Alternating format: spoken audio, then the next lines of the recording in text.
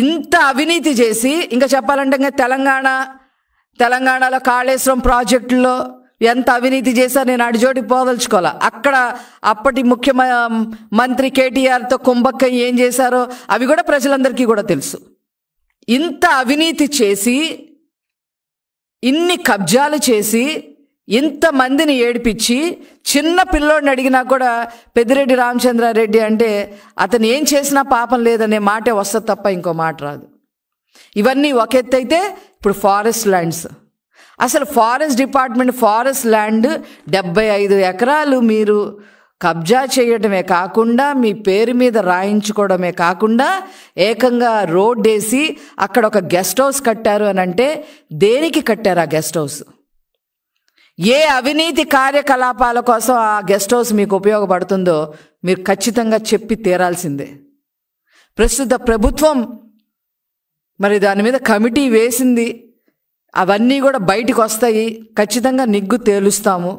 కానీ అక్కడ ఒక గెస్ట్ హౌస్ ఉంది, ఆ గెస్ట్ హౌస్కి ఒక రోడ్డు, మీకు ఎక్కడ కబ్జా చేసి ల్యాండ్ మీ పేరు మీద రాయించుకుంటే అక్కడ రోడ్లు. ఎవరి సొమ్ముతో? పన్నుల రూపాయన ప్రజలు కట్టిన సొమ్ముతో. కానీ సామాన్య ప్రజలకు ఎక్కడన్నా ఒక తట్టెడు మట్టితో ఒక మట్టి రోడ్డు వేసావా అంటే ఎక్కడ వేయాలా మీరు?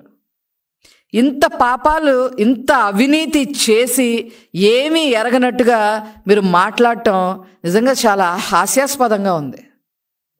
పైగా వాళ్ళ మీద డిఫమేషన్ కేసు వేస్తా, వీళ్ళ మీద డిఫమేషన్ కేసులు వేయటం, వాళ్ళ మీద వేయటం, ఇది కాదు పరిష్కారం.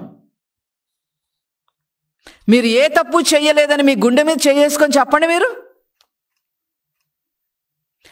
ఆఖరికి మదనపల్లిలో ఒక 5.5 ఎకరాలున్న ఒక ఆవిడ, అది కూడా నీ తరఫు వాళ్ళందరూ కూడా దాన్ని కబ్జా చేస్తే, ఇలా కబ్జా చేశారు, నా పొలం నాకు ఇవ్వండి అని చెప్తే ఆవిడ తాళిబొట్టు కూడా తెంచేశారు కదరా మీరు. ఇంత అరాచకమా? ఇంత అవినీతి చేసి అడ్డమైన ప్రగల్భాలు పలకడం.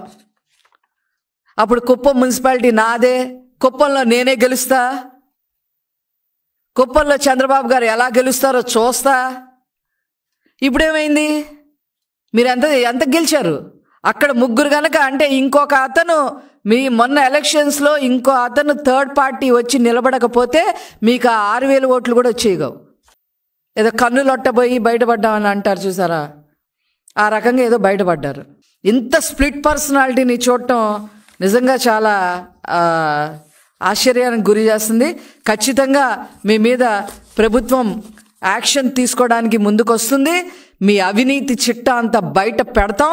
మిమ్మల్ని మీ పక్కనున్న తంబలపల్లి ఎమ్మెల్యేగా అంతకుముందున్న మీ తమ్ముళ్ళు, మీ కొడుకులు, ఫ్యామిలీ ప్యాకేజ్ లాగా మీరందరూ ఈ రాజకీయాల్లోకి వచ్చి ప్రజల సొమ్ము మరి తినేసి దేనికి చలనం లేకుండా తయారయ్యారు అని అంటే ఖచ్చితంగా మీ సంగతి ఈ ప్రభుత్వం తేలుస్తుంది అని చెప్పి ఈ సందర్భంగా తెలియజేస్తూ నేను సెలవు తీసుకుంటున్నాను. Thank you.